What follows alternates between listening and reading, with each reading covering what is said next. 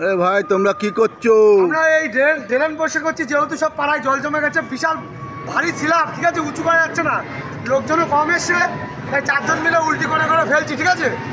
আস্তে ছাড়ো ইয়া বড় বড় ছিলাম, এই ছিলাম আমরা এই তুলে এই ড্রেনটা দেখো কত বড় বুঝে গেছে, আমরা পরিষ্কার করে দিচ্ছি যাতে আমাদের এই পাড়াটার কোনো সমস্যা না হয়, জল যেন না জমে থাকে। খুব বৃষ্টি হচ্ছে, নিম্নচাপ, ঠিক আছে, জল যেন না জমে থাকে, তার জন্য আমরা ড্রেনটা পুরো পরিষ্কার করে সাফ করে দিচ্ছি। তোমার কে ফোন করলো?